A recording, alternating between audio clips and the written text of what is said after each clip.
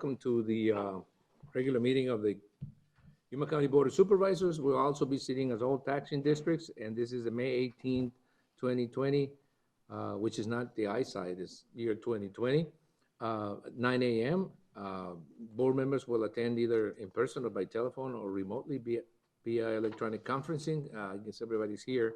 So this is a call to order. We'll stand for the Pledge of Allegiance, please, and have Supervisor McLeod lead us in the Pledge of Allegiance. Ms. Stones, wrap yourself in the flag. Please join me in the pledge. I pledge allegiance to the flag of the United States of America and to the republic for which it stands, one nation under God, indivisible, with liberty and justice for all. Thank you. All right. First item in the agenda is call to the public. Call to the public is held for the public's benefit to allow individuals to address issues within the board's jurisdiction. Board members may not discuss items that are not specifically identified on the agenda. Therefore, pursuant to Arizona revised statutes, action taken as a result of public comment will be limited to directing staff to study the matter, responding to criticism, or scheduling the matter for further discussion and a decision at a future date. Anyone who's concerned about COVID-19 and does not want to be put into an open setting can submit an email, call to the public statement at publiccomment@yumacountyac.gov. These emails, forms of public comment will be accepted until 8 a.m. on the morning of the meeting. All public comments will be read aloud during the Yuma County Board of Supervisors meeting beginning at 9 a.m. Is there anyone from the public that wants to address the board on any items that are not in the agenda or would like to say something or send an email? Did we get an email or anything? No comments? That could be good or bad, depending on which way you look at it. I am going to then continue to open the next item. I'm going to leave the call to the public open to the public so that we can, in the agenda, so that we can address any comments from the public at any particular time, just in case someone's late or someone still wants to address the board on something that isn't in the agenda. The next item for action is the presentation, proclamations, and appointments. During this segment of the agenda, board members may discuss the presentations and proclamations and may announce the appointments to the Yuma County Planning and Zoning Commission and the Yuma County Board of Adjustment. No legal actions will be taken. Is that new commission part of this process, that Parks and Recs Commission? Is it part of the appointment process now? No, it's separate from that. Separate from that? Okay, all right, so we'll but, you know, does any board members need to make an appointment or a reappointment or anything? If not, we'll move on to the proclamations, and the first proclamation is the chairman proclaiming the month of May 2020 as Yuma County Bicycle Month, and Supervisor Pancrasi will do us the honor. Thank you, Mr. Chairman. Proclaiming the month of May 2020 as Yuma County Bicycle Month. Whereas the bicycle is an economical, healthy, convenient, and environmentally sound form of transportation and an excellent tool for recreation and enjoyment of Yuma County scenic beauty. And whereas throughout the month of May, the residents of Yuma County and its visitors will experience the joys of bicycling through educational programs, racing, commuting events, charity events, or by simply getting out and going for a ride. And whereas creating a bicycle-friendly community has been shown to improve health, well-being, and quality of life, growing the economy of Yuma County, attracting tourism dollars, and reducing pollution, congestion, and wear and tear on our streets and roads. And whereas Yuma Regional Bicycle Coalition, Yuma Visitors Bureau, also known as Visit Yuma, Yuma Metropolitan Planning Organization, the League of American Bicyclists, as well as schools, parks, and recreational departments, police departments, public health districts, hospital companies, and civic groups believe in the benefit of bicycling. And whereas May is a great time to increase public awareness of bicycle operation and safety education in an effort to reduce collisions, injuries, and fatalities, and to improve health and safety for everyone on the road. Now, therefore, I, Marco A. Tony Reyes, Chairman of the Yuma County Board of Supervisors, hereby proclaim the month of May 2020 to be Yuma County Bicycle Month, and I urge all residents to join in this special observance. Thank you, Ms. Pancrezi. Gene Dalby is here. I think he will accept the proclamation. We formally address him as Mr. Bicycle. So can you come forward to the podium and have Supervisor, you normally have a picture taken situation, but with this COVID-19, I think we're just gonna have I'm to in my dispose. disguise, you know. Yeah. So Supervisor Pancrezi will do us the honor of giving you the proclamation, and hopefully you'll have a few words to say. Thank you. This is my hug. That's Exactly. my hug. That's my Exactly, hug. appreciate it. I really sincerely appreciate this. I think it's a step in a direction that says really how interested you are in making a quality of life something that's important in our priorities of budgets and capital improvement programs and good health and all the other things that go with it. But I like to hold this up to other people that are in the area that says, oh, Yuma doesn't do much, or Yuma County doesn't this or that. Well, yes, they do. Here it is, right here. I appreciate that. So thank you for what you're doing. Thank you, Gene. Thank you. Not to mention the bike path in the foothills. Not to mention that. Not to mention the bike path that will show up in the foothills. Yes. Linking the city with the foothills. All right, well, thank you for that. And next, the next proclamation is a proclamation that proclaims the week of May 17th to the 23rd, 2020 as National Public Works Week, and that will be read by Supervisor Simmons. Proclaiming the week of May 17th through the 23rd, 2020, Yuma County Public Works Week. Whereas Public Works employees provide services to our community and are an integral part of our citizens' everyday lives, and whereas the support of an understanding and informed citizen is vital to the efficient operation of public works systems and programs such as streets and highways, solid waste collection, and improvement districts, and whereas the health, safety, and comfort of this community greatly depends on these facilities and services, and whereas the quality and effectiveness of these facilities, as well as their planning, design, and construction, are vitally dependent upon the efforts and skills of public works officials, and whereas the efficiency of the qualified and dedicated personnel who provide public works services is materially influenced by the people's attitude and understanding of the importance of the work they perform.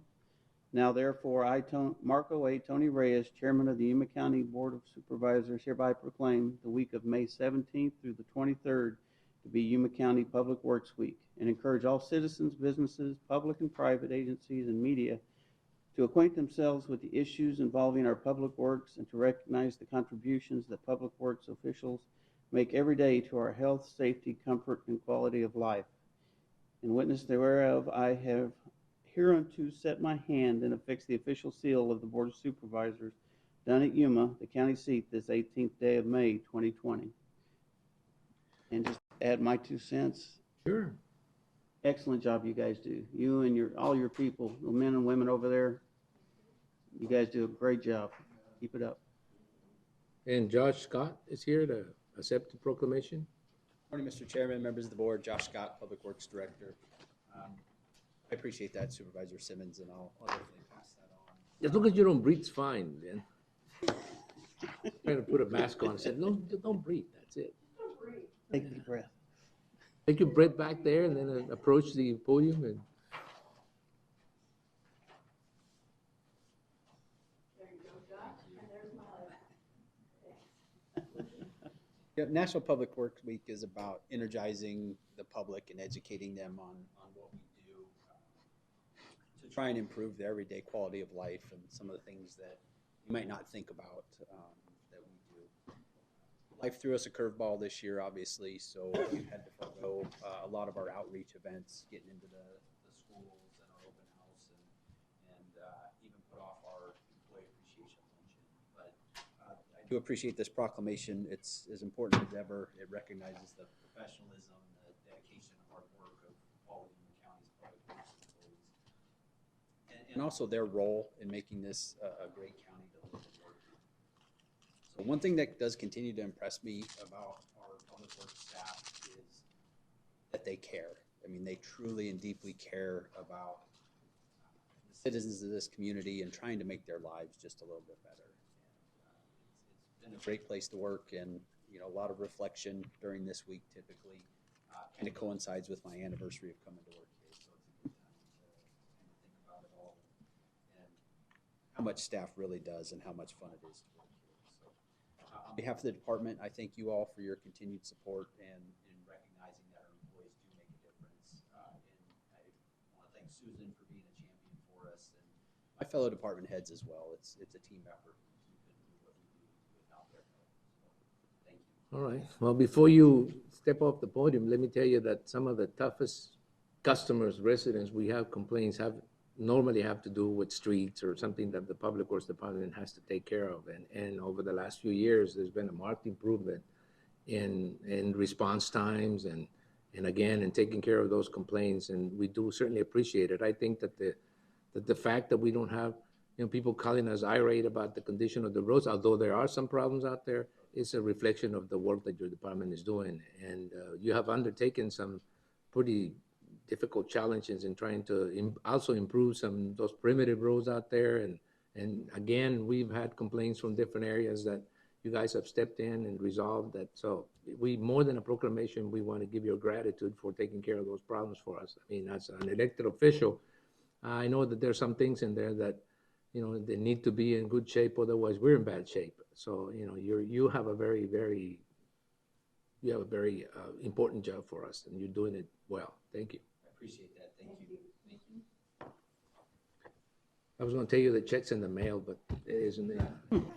It's not even mailed anymore. Thanks a lot, Josh. All right, the next item on the agenda is the consent calendar, and the following items are listed under the consent agenda, and they will be considered as a group and acted upon by one motion with no separate discussion unless the board member so requests. In that event, the item will be removed from the consent calendar for separate discussion and action. I'll entertain a motion to approve consent items 1 through, I think it's 11. 11. All right, if any of the board members need to pull one out or anything else, this is the time to do it. Does anybody want to pull anything out? Mr. Chairman, hearing that, I'll move. Oh, no, I'll Oh, you're pull gonna item pull? number 11, yes. Okay. So, With that, Mr. Chairman, I'll move that we approve the consent agenda items 1 through 10 as presented. I'll second it. all right, there's been a motion, a second, to approve consent items 1 through 11, with the exception of 11. All those in favor of the motion signify by stating aye. Aye. Anybody opposed?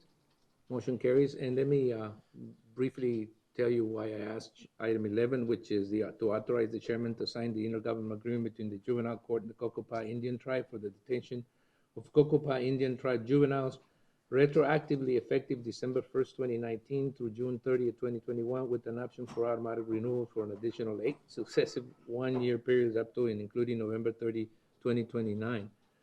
That is exceptional.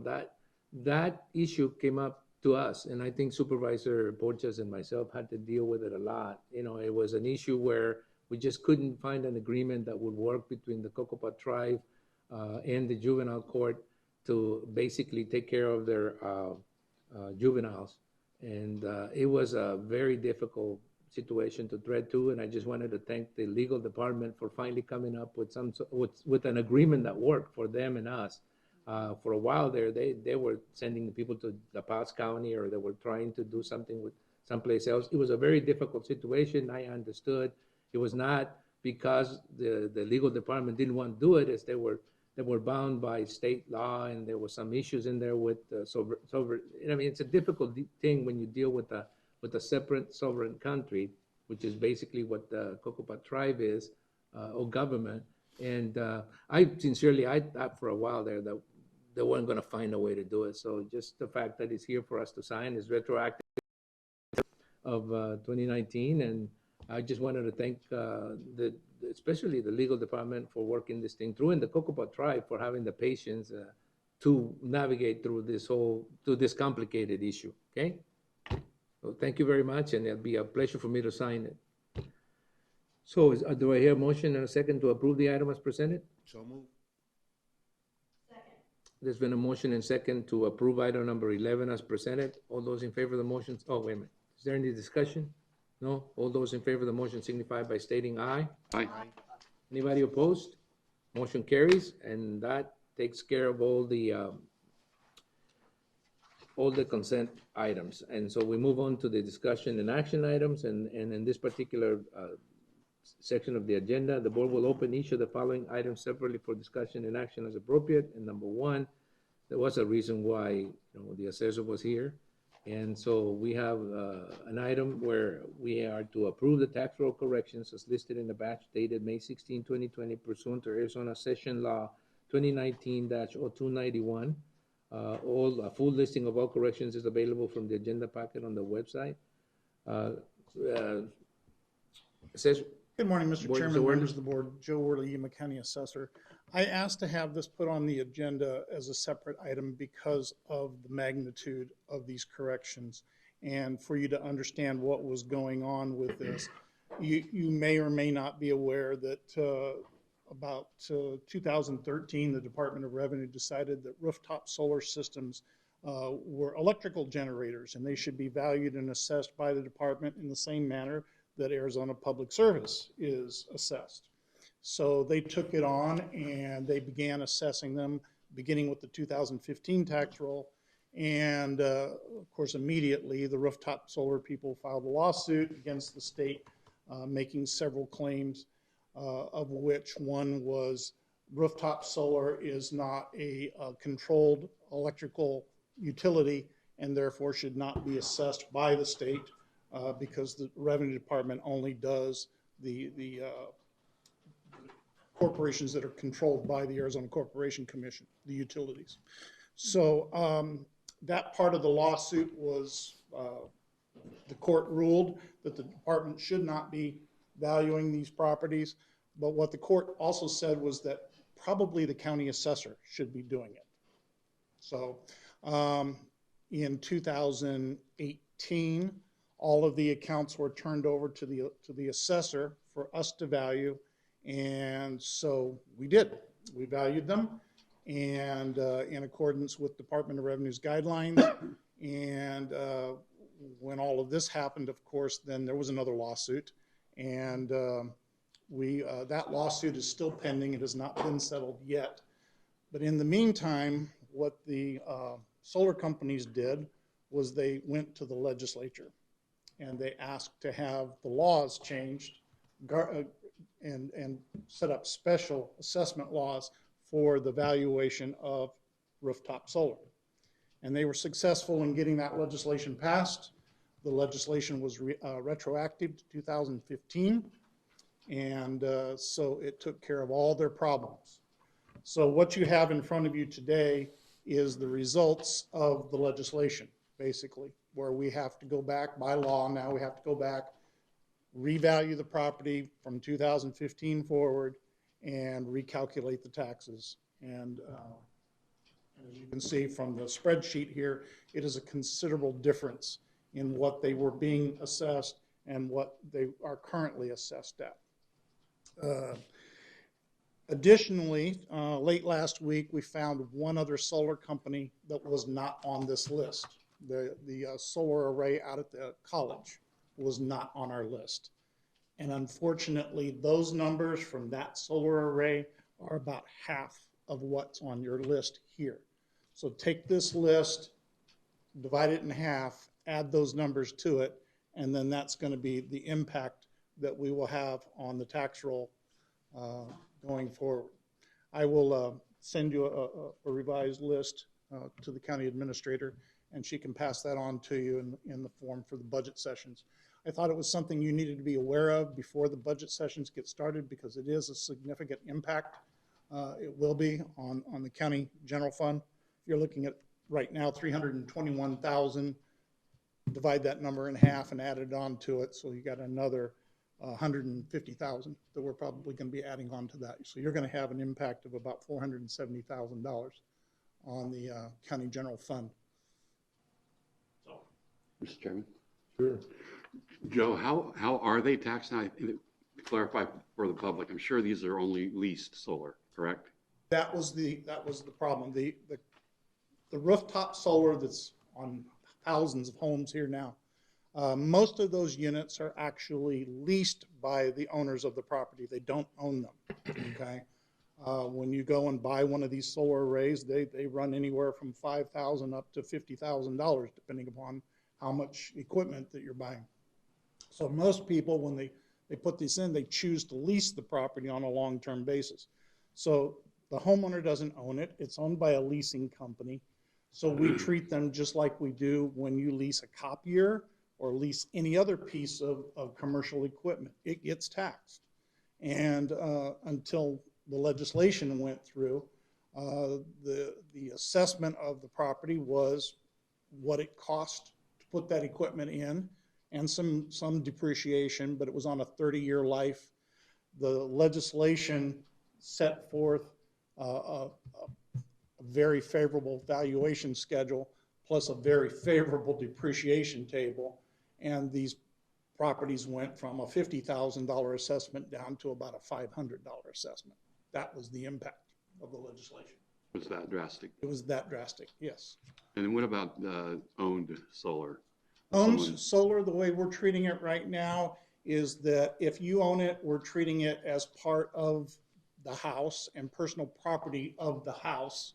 And so we're not taxing it right now. We're inventorying it, but we're not taxing it.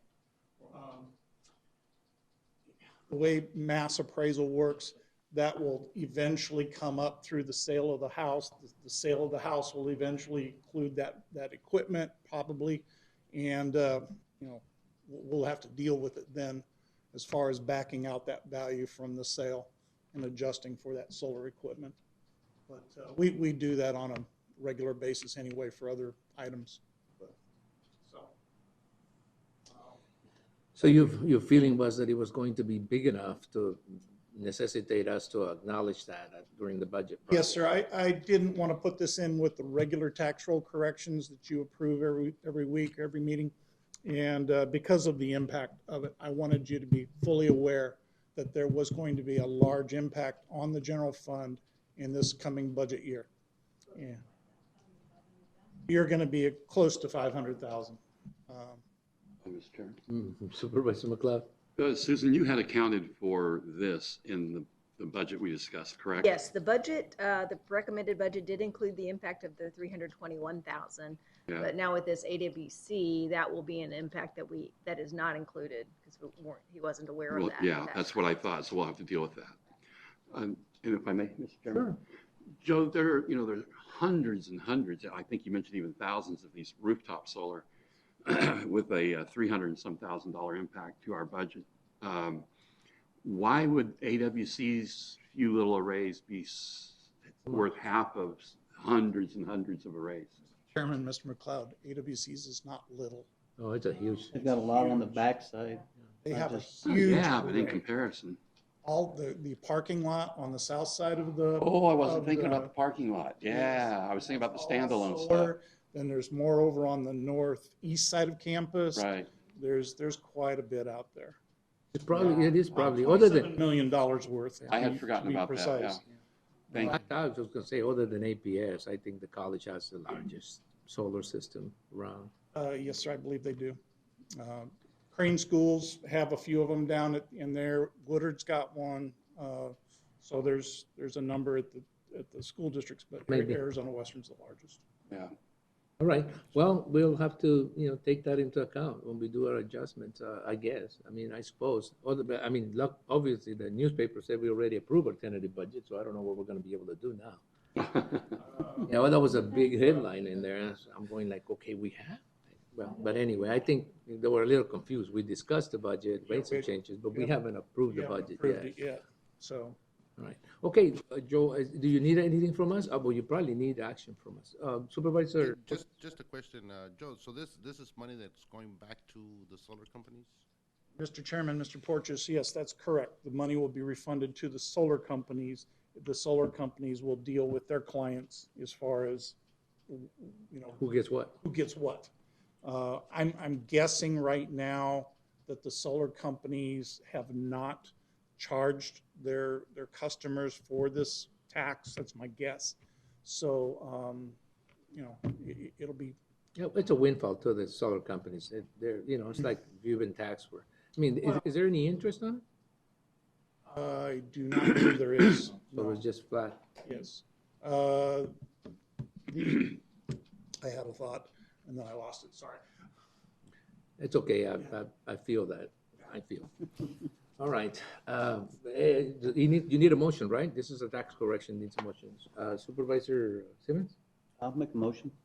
We, Oh, oh, no.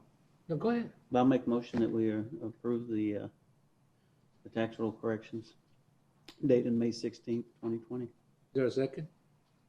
I'm sure the solar companies are watching. I'll second it. And a motion and a second to approve the tax correction as offered by the county assessor. Any more discussion on this? If no more, all those in favor of the motion signify by stating aye.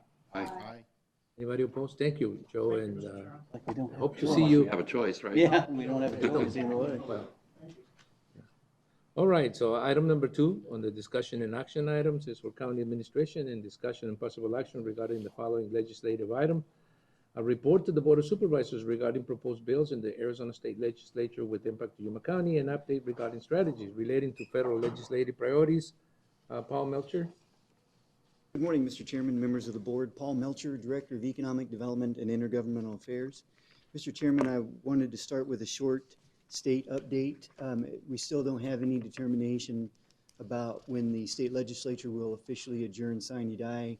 So that continues to hang on. So for some of the bills out there, particularly for the fairground support bill and some of the other ones, it's not likely that they'll pass, but at least they're not dead. So, you know, I just kind of keep that optimistic attitude that you never know what might happen. But on the other side of this, I wanted to bring to the board's attention, you have on your desks a handout that was entitled the Rural Economic Development Incentive Programs.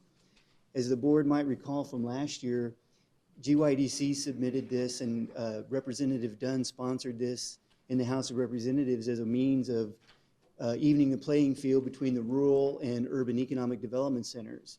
We had pulled it, and I had made that announcement in one of our last March meetings, because we had received some feedback from ATRA, and the ATRA representative had made the kind of veiled threat that there would be a lawsuit based on this, because it really does represent the rural communities, and it is carved out for them, because we, as you've seen through several of the presentations through GYDC, rural Arizona is certainly being left behind, and was being left behind as the economy rebounded.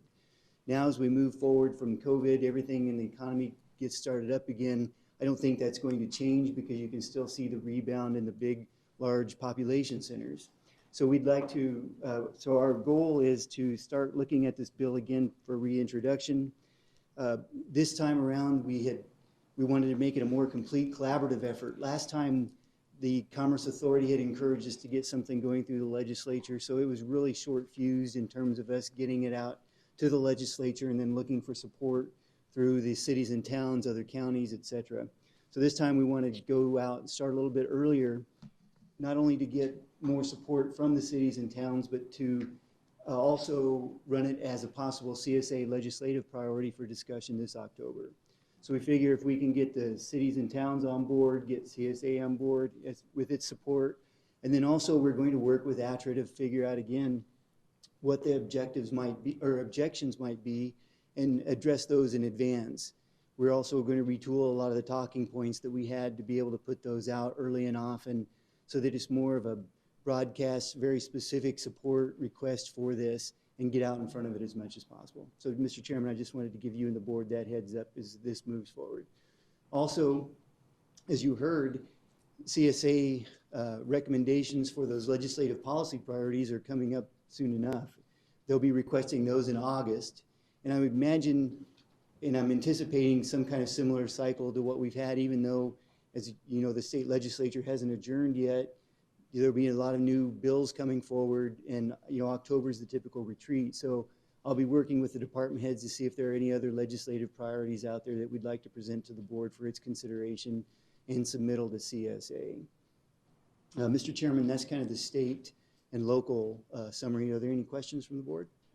Sure, go ahead, Supervisor. Paul, yeah, October's going to come really quick, and you want to retool this. I would assume you'll be working on it like tomorrow, next week, to get the language that you want. Because if we're going to turn it into CSA to run as a priority, we'll need to be pretty well prepared with how it's going to read. Mr. Chairman and Supervisor McLeod, I anticipate that the language will go out in this format. This is kind of the retooled version that we had at the end because it really, as it had moved forward, one of the areas of emphasis that we had was maintaining local control.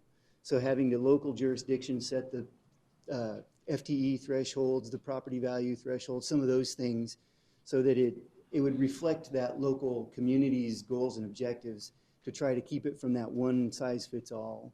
So you're right, we started last week. GYDC has already been talking with local representatives, just from the cities and towns. We made the presentation again last week to have the discussion to see if there were any questions or comments again moving forward. So I think as we move forward, at least right now, this is the form the language will take. Okay, so City of Yuma's been involved. Yes. As to Somerton, okay. All the economic development staff and everything. Again, as I said, in preparation for this, we revisited the whole bill last week, went through it again just to make sure. And so So this is the updated language. This is the updated language, yes. Thank you. You're welcome. Let me ask you a question. With all this COVID-19 situation, or with this COVID-19 situation, have there been any conversations related to counties and the state sharing their funds, the funds they got through I guess it was number 2. With the CARES Act? Through the CARES Act. Has there been any conversations at all in the legislature or even at the level of you guys having conversations about it? Mr. Chairman, actually, that's in my next update on the federal side. So, well, I'm talking about the state share. Right. It came from the feds. Yes. It came from the feds. I know. If that's okay, I'll just segue into the next all right. portion. It came. Let's just define that. It came from the feds, and now it's under the state control. That's correct. The first portion of it, and what we're talking about is what is the state going to do with that? Okay, So, we'll Mr. Chairman, move in. As part of the original CARES Act, as you might recall, the cities and towns above 500,000 and also the counties received a direct apportionment from the Department of the Treasury. So there was a remaining $1.9 billion in state funds that hadn't been distributed. I just read in the newspaper this morning that Pinal County has actually filed a lawsuit in order to tap into those funds because apparently there's been a large outcry from all the cities and towns and counties to be able to access those funds. So right now there hasn't been any distribution formula discussed. It doesn't even come up on any of the press releases, press conferences, anything of that nature at this time. So we're still waiting to figure out how that 1.9 billion might be dispersed. But if the board would prefer, we could prepare something for the next meeting and we could start looking at that because I think it doesn't even go to the legislature per se. That's a direct pass through however that would work through the governor's office itself. All right, well, I guess my take on this was that, okay, we are dealing with state and federal, but the COVID-19 situation, it's really broad. I mean, it's economic development, it's health issues, it's reimbursement costs, it's hazard pay, it's a complicated thing that now to me requires that we specifically focus on what's going on within that parameter. It's like we take on federal issues. I mean, whether it's the border crossing, when are they lifting the restrictions? There's so much involved in what's going on with COVID-19 that I think it probably behooves us to start dealing with that as an issue of particular attention that we'd like to get some updates on as things happen.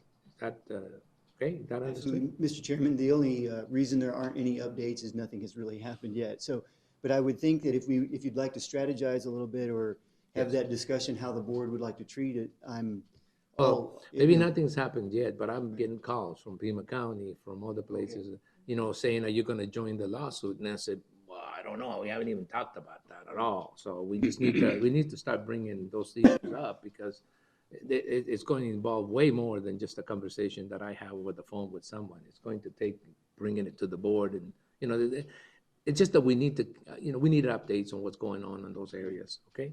So, Mr. Chairman, also I'll speak with the county administrator then to see how that might be progressing because, as I said, with Pinal just announcing it formally is either on Saturday or Sunday, that would be the first step if there are some cities and towns and counties looking to litigate this.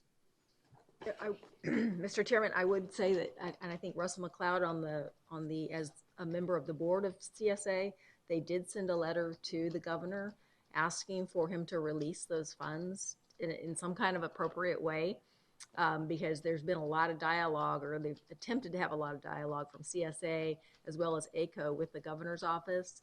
And it's been portrayed as they've heard crickets back from about what is going to be happening with those funds. So the state is not committing to anything, and the governor's office keeps pushing counties and cities to apply for FEMA funds first. Okay. So Well, I've they're read something reserving about those that. funds for themselves at So this maybe point. we'll wait until the end. I just wanted to make sure that in your future presentations, COVID-19 related issues are taken up, just like we take legislative issues and like we take federal, state, but this is a particular broad one that encompasses not only federal, but state and probably county issues.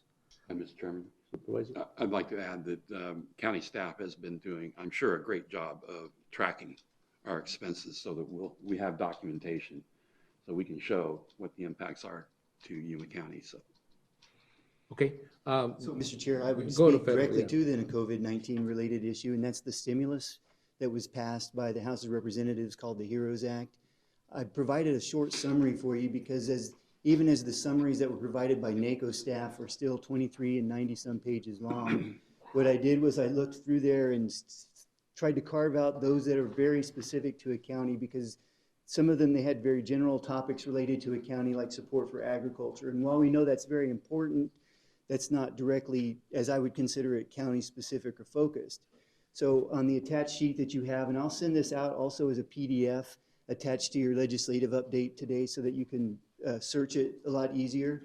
I just wanted to give you some highlights on here that the HEROES Act includes.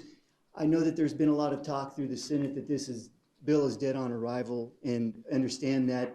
I look at it as a negotiation tactic where it's likely that the House is going to put everything they can in something, thinking that, well, we'll figure out how through the negotiation process what comes out in the end. They're probably willing to lose some things, as you might expect, and hope that some of them are retained.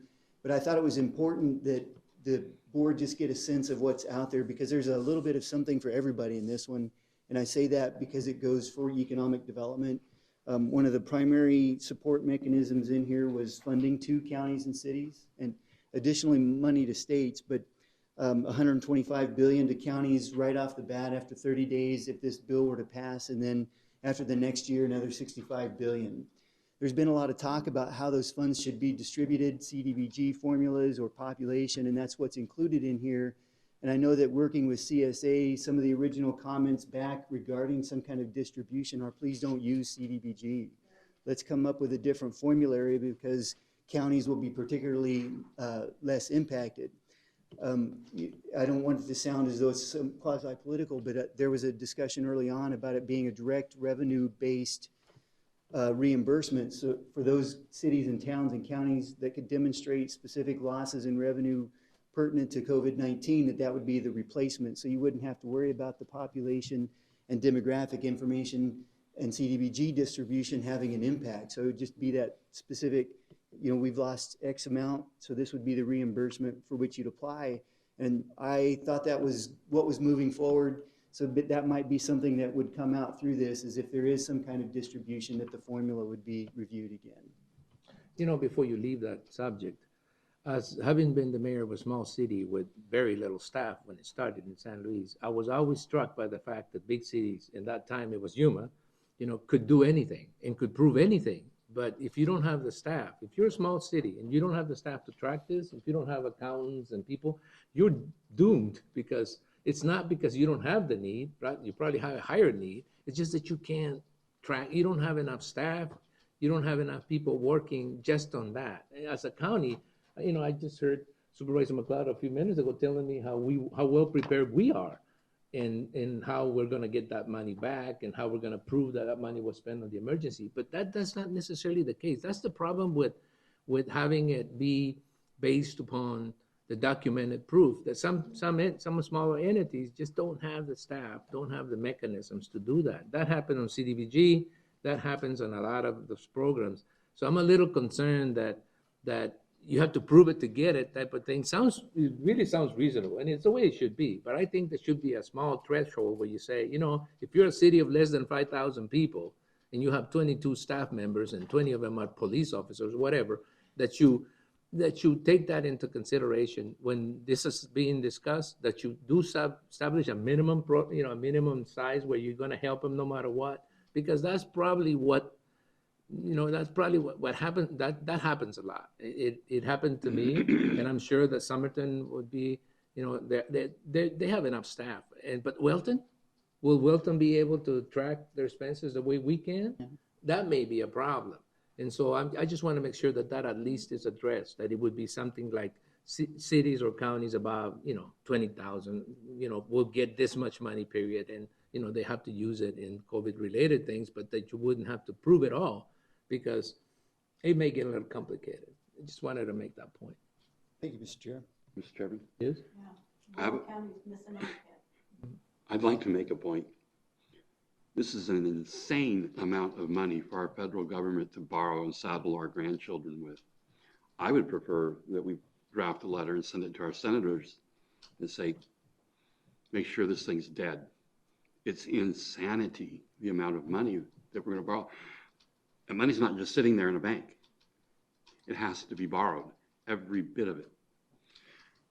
No. We've already spent $2 trillion greater in debt, and this is 3 on top of the 2. We are bankrupting our country because of this COVID-19.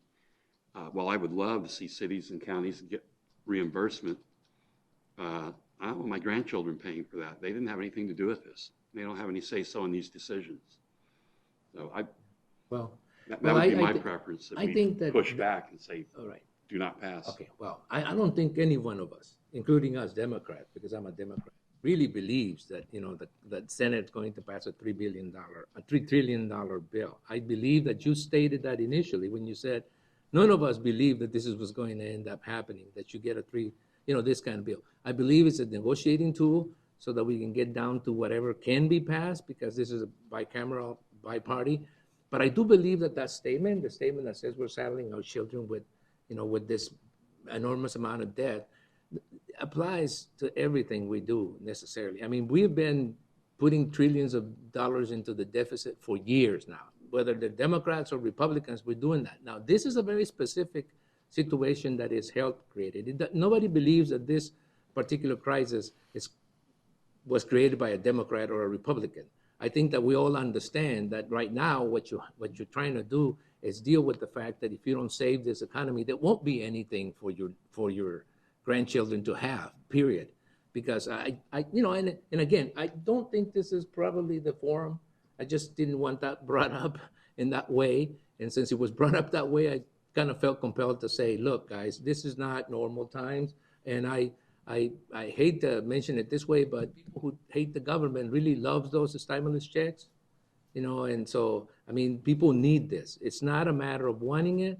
It's a matter of having some semblance of control. I do agree with Supervisor McLeod that this shouldn't be a free-for-all, that this should be very carefully measured, because I think that essentially we are doing something that's going to have an impact on our kids and grandchildren. I do believe that.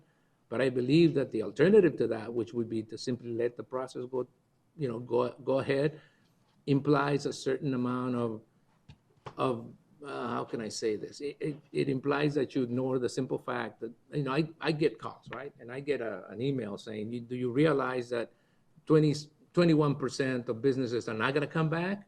Do you realize the unemployment rate is going to be 26% when you do your budget?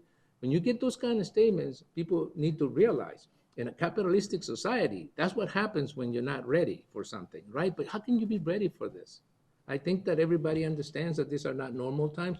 We're talking about hazard pay for public servants that put their lives on the line every day they step up. County sheriff is just a prime example. Every deputy, when they put on the uniform, they go out and they're risking their life. But now they're risking their life knowing that the enemy is invisible, that you can't really tell. It doesn't have a gun. It doesn't have anything. It's a different situation. So this is when I think people who hate the federal government all of a sudden realize that it has a purpose. And the purpose that it has is when there's a national crisis like we have right now, we all need to come together and address it. Otherwise, what's left of the country after all this may not be exactly what we want to leave our kids at all. Well, and the problem is, like you said there, Mr. Chairman, is the fact that it's like law enforcement. We know they're going to put their life on the line. It comes with it. But now going out and having to deal with this also, it's not just them, it's their families, because they're bringing it home with them. If they're out patrolling, they leave it You know, when they leave work, they leave that. But now They bring it at home. they're bringing it home to their families, and then they've got to deal with that. Like, So, and detention officers don't have any other way. yeah. Or health And department. healthcare providers, and the Yeah. health department, or the nurses. I know that. Again, I'm not diminishing anybody's contribution. I'm just saying these are not normal times. These are not really the times, I believe, where we get involved in the philosophical issue of whether you want more government, less government, whether we're saddling people with debt, which we are. And I do tend to agree that a lot of us have been for years. I mean, my answer to everybody about the budget that we're putting together today is that the fact is that for years we've been fiscally conservative, and set up reserves and so forth just to deal with something like this. Can you ask a business to do that? Probably not. Private business probably doesn't have 30% reserves or anything else. But then again, the comment or the discussion we're having is about a bill that is laden with fat. It really is like a wish list, and it is a wish list, and it probably isn't going to end up looking like this. But at some particular point in time, someone is going to have to make a decision on whether there's something to be saved after this. And I do hope that, and you know what we're going to end up with, right? We have one Republican senator and one Democratic senator. I hope they get together to come up with something that helps everybody, that it's a need, and takes into account the viewpoints that Supervisor McLeod has, the viewpoints that I had, the viewpoints that Mr. Simmons has, Supervisor Simmons and Supervisor Pancrasi and Supervisor Porcias. And at the end of the day, they realize we're all Americans, and we'll have to work together to get out of this, to be able to get to the end of this. So I don't know why I pontificated that long. I'm sorry, guys. I got caught up in the soapbox thing. Sorry, dude. Go ahead. Well, Mr. Chair, but I think there are some silver linings when you look at the bill, and I look at it from the legislative support standpoint, because about last year, right after we had developed a broadband action committee here locally, Jeff Sobotka and I from the Commerce Authority had put together some talking points and presented them to the federal USDA on how they could expedite some things, particularly for broadband, because our region was very limited because of some of the restrictions that are placed on us, some of the fact that we'd already had some USDA funding. But that actually came out in this bill. So what I've been trying to do is pick and see, well, there might be some legislative priorities that we could focus on again and say for rural areas, if there is an emphasis that's been noted about getting out for rural broadband, well, let's seize the day on that one and see if we can't get that pushed through. There doesn't have to be any dollar amounts tied to it, because there's already been, it was at least $600 million for this program last year. And if the funding is just being underutilized, well, let's expedite it, let's change the rules and adapt it to make sure that the rural communities are going. So those are the things I'm looking at as it moves forward, to figure out if there's a no-cost legislative fix for some of these. Let's see if we can pursue some of that as well. But as I mentioned, overall, it addresses some issues with the courts, detention facilities, with COVID-19 related infections, looks again at CDBG, housing, human resources. So this bill, as we look through it, there are just a lot of things in there to pay attention to, but I wanted to give you those county-specific highlights. So, Mr. Chair, let me see. I think that's all for that. If there are any other questions about the stimulus, I'll answer them as I can. All right. You're going to keep us informed. And I just have a comment.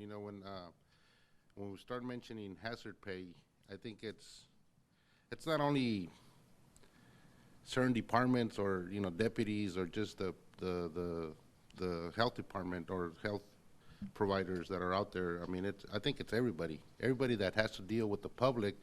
And so if we really gonna think about that, let's think about everybody, because someone that comes in, we don't know where that person has been at and comes and talks to me, just so to any employee. So it's not just certain people that are out there going home taking it back to their families. It's everybody. Yeah. So, well, I can tell you, I have a daughter-in-law who works at DES, and she deals with the public all the time. She's now quarantined because somebody tested positive, and so, I mean, it doesn't recognize age or wealth or anything. I mean, or who it is. Anyone dealing with the public is basically facing a hazard.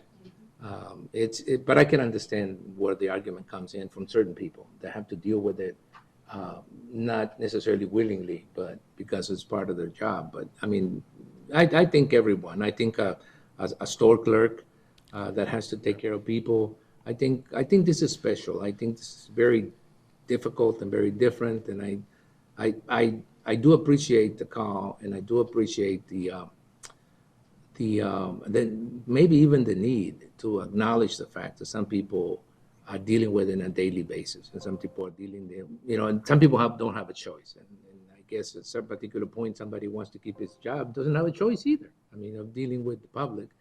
But I just hope we don't get caught up in a situation where this is about certain, people and not all the people and that thing, that we acknowledge, everybody acknowledges that this is a very difficult circumstance where we all got to pull together and somehow or other have to realize that nobody's immune, and that everybody that gets out there and does something for somebody else or deals with the public is putting themselves at risk. But that's what life is about, risk. It's just whether we acknowledge it or not, it's just higher now. All right, come on, let's go. Okay, so the last one, Mr. Chairman, I wanted to update on the board. It's one of those things where even if we're in the middle of COVID-19 related issues, life is going to go on because we also have another growing season coming up for Yuma County.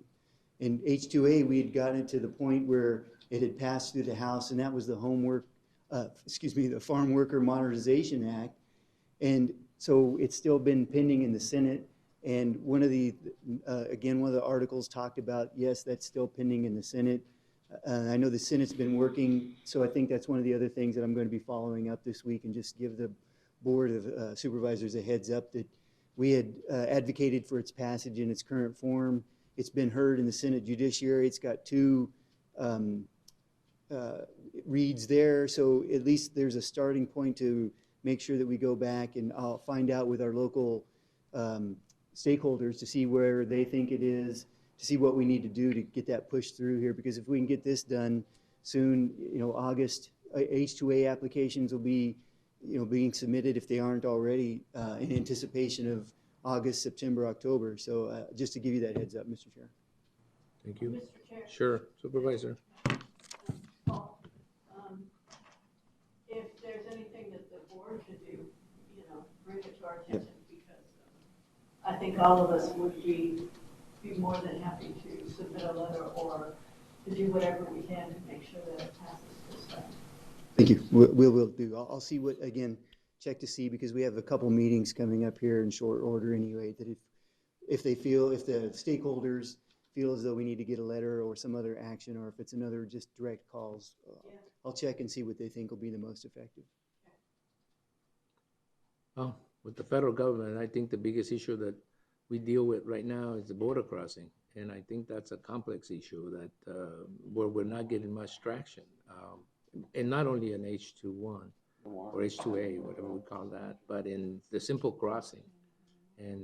But there's a scheduled meeting, 1 p.m. Wednesday with the Homeland Security people. Hopefully they'll have some answers regarding the restrictions and when they're going to be tightened or loosened, because right now the situation out there is it's unsupportable. I mean, it's when people have to be in line for 5 or 6 hours to get across, when they have to get across, nobody gets in line for 5 or 6 hours if they don't have to get somewhere.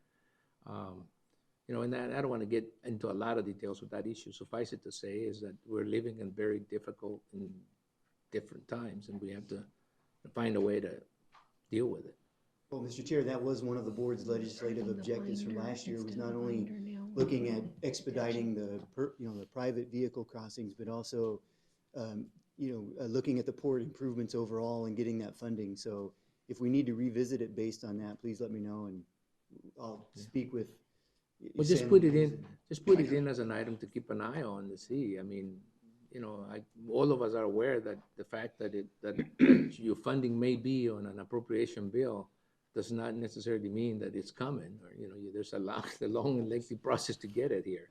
And as long as we don't lose sight of the objective, I think we will be okay at the end. It's just, I don't know when that end. I can't see that end right now. Okay. Mr. Chairman, that's all I have in case the board has any other questions. Thank you, Paul. Thanks, Paul. All right. We are moving to event calendars and current events. Board members and county administration will report on and may discuss events attended or to be attended on behalf of the county, and may present a brief summary of current events and may update the schedule for future Board of Supervisors meeting as appropriate. No legal action will be taken. Before we all get into the presentations, let's just make sure that everybody sees their calendar. If you read the paper, you would have found out that we already approved the budget, the tentative budget, so I guess we're gonna have to cancel the next meeting on June the 1st. Benito, that's for you. No, we have discussed the budget and there's a bunch of adjustments to be made, but that is in the schedule. And I gotta remind everybody that the schedule for approving the tentative budget has us having a meeting on June the 1st, is that right?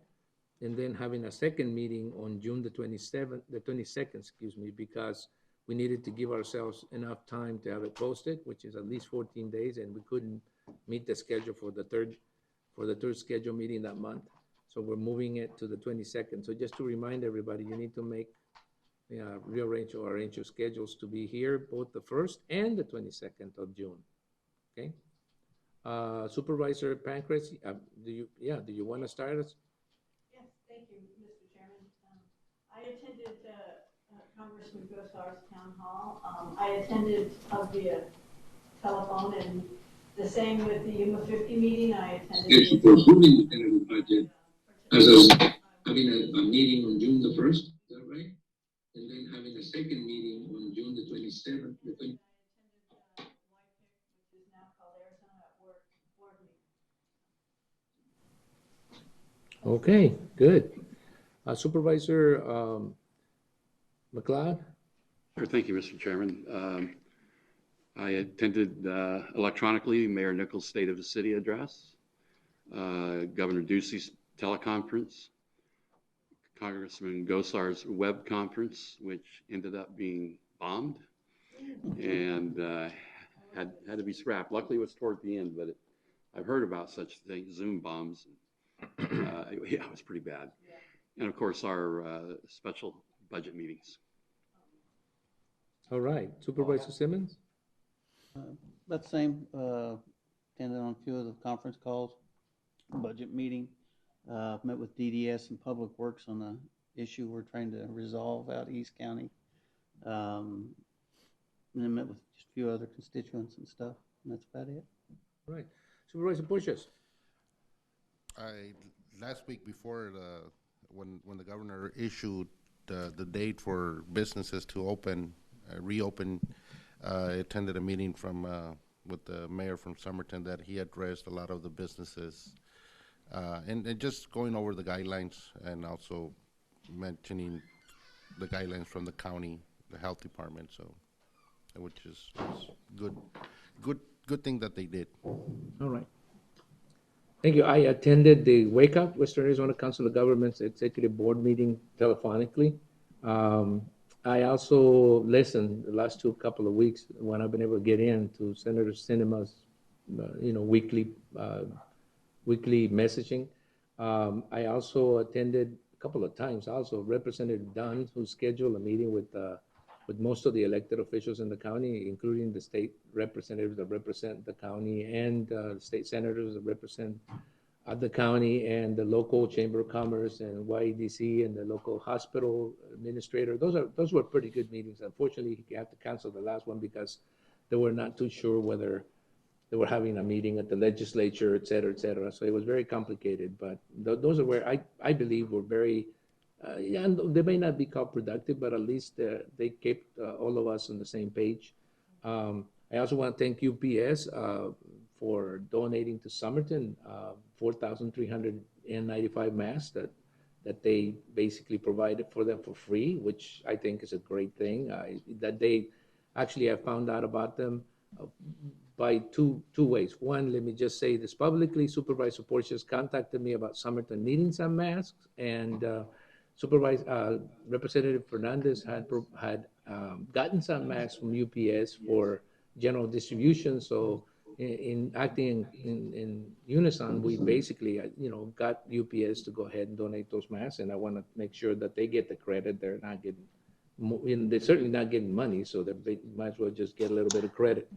Let me see. Do you know how they delivered them?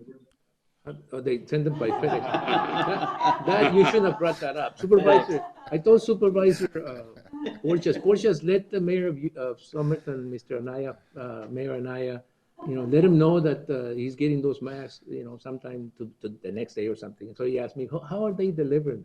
And I'm going, I'm sure they're going to send them through FedEx, through UPS. So, but it's a great thing that they got those masks. And I before I leave this, I have also been meeting regularly with Diana Gomez from the health department, and she's doing an excellent job, at least keeping things keeping things at a certain perspective. I have been giving interviews in the morning to most radio stations, Spanish radio stations, about the situation in Yuma County.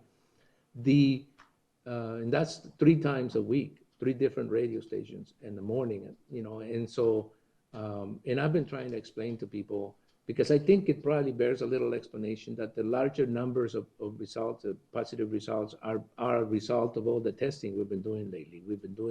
We're now up to 4,000 something, almost close to 5,000 tests in the county. And the natural result of that is there's going to be more positives, because a lot of people have the virus and don't know they have it. It doesn't get complicated. The symptoms are very simple, very, very, very, and people may already have it because they've been in contact with somebody and they don't even know it. So, it's just a result of a lot of testing we've been doing lately.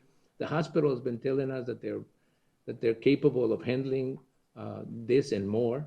And so I think the county is, all things considered, somewhat, I wouldn't say doing well, because in a situation like this, there really is no doing well, but relatively has been handling the crisis relatively well.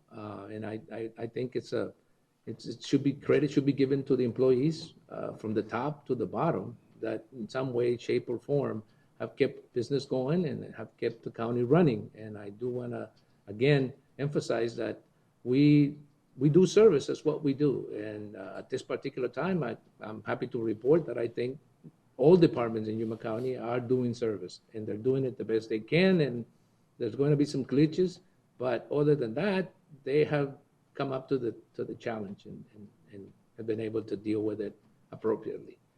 All right. Mr. Chairman, I was going to add something real quick if I could. You were talking about Diana. I was talking with her last week, first part of last week. She was able to set up with the Regional Center for Border Health testing out in Welton this coming Saturday. I believe they're going to have it at Welton School from 8 to noon. But I just wanted to pass that on. Yeah, and it bears repeating that people shouldn't necessarily live on fear, but they should have precaution.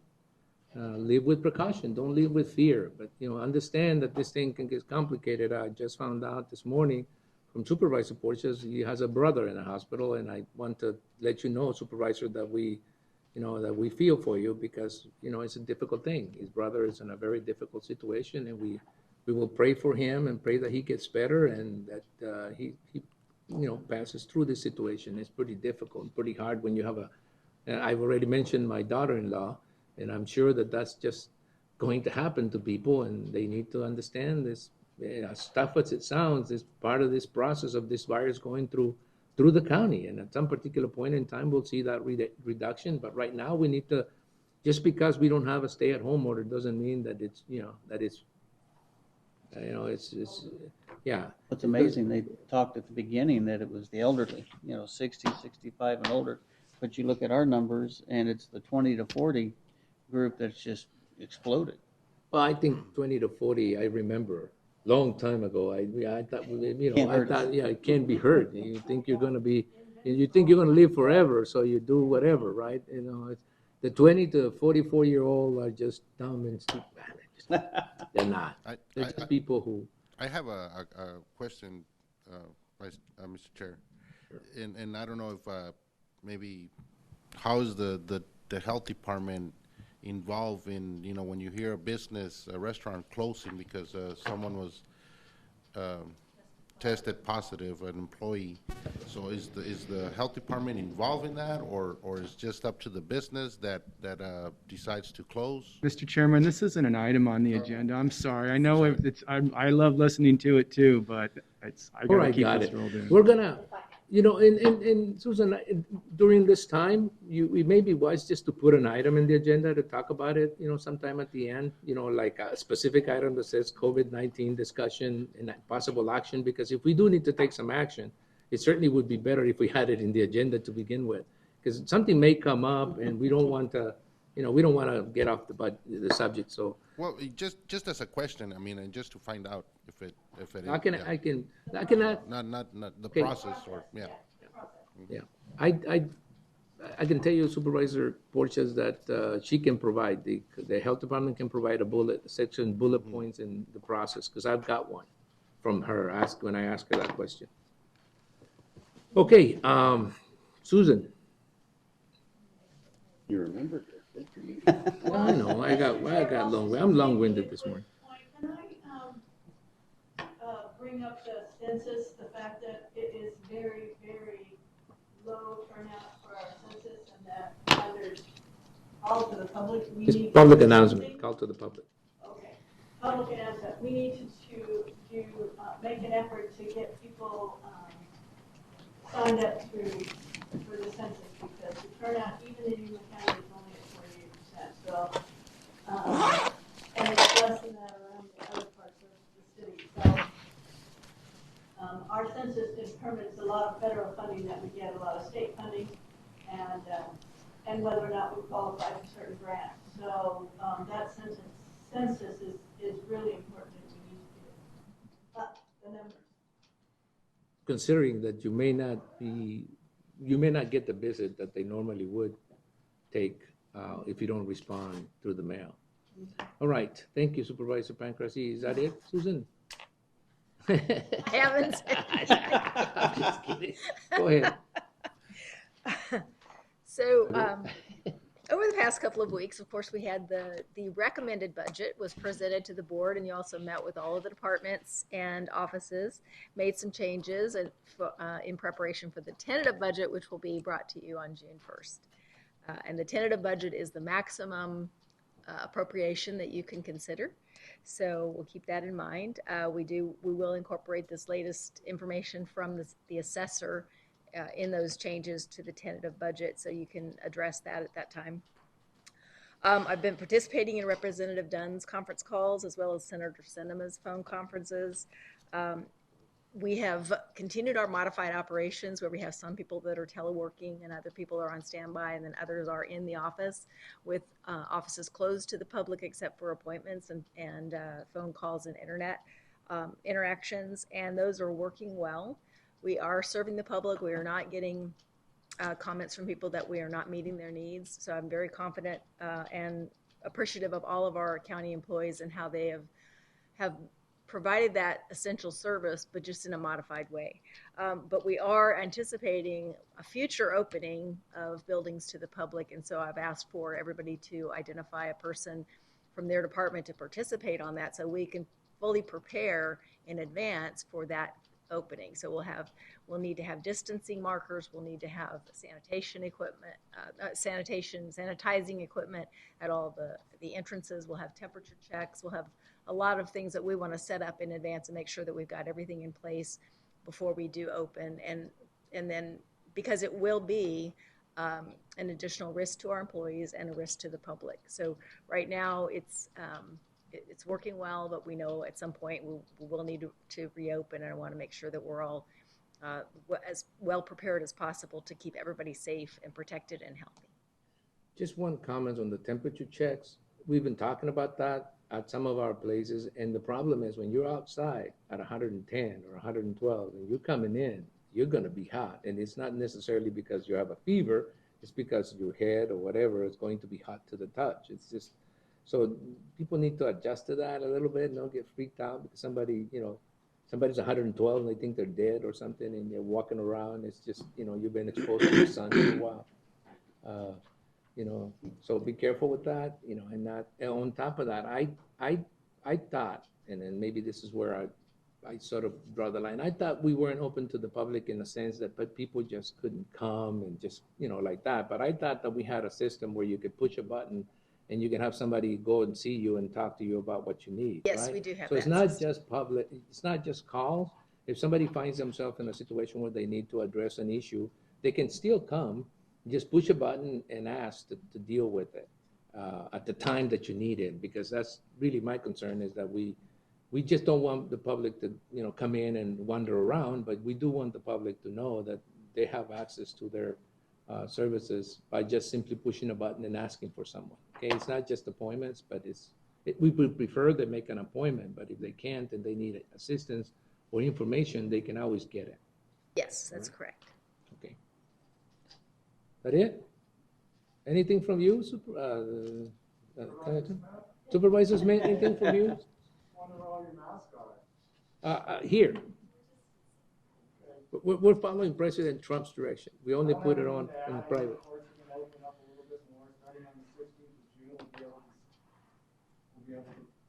Pick a jury and start trying to do that. We have some big precautions being taken. One is face masks will be required inside the building at all times. We can remove them during court hearings if the judge finds that you need to, identifying witnesses or other types of things like that. So I'm just trying to get used to it. I think it's important that we continue to do that, recognize the CDC guidelines. I want business open too. I want to open my office. It's lonely down there. And I think the only way we're going to do it is by practicing certain guidelines. And I just want to set the example.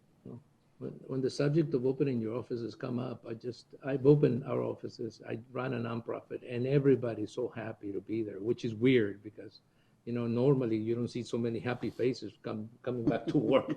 But, this morning there was a lot of happy faces. I'm going like, what's going on here? And, I think you're done with taking care of kids at home. You just want to get Actually, out. like Mondays now, I really wanted to come to the meeting in person today, so. It won't last. It won't last, but okay.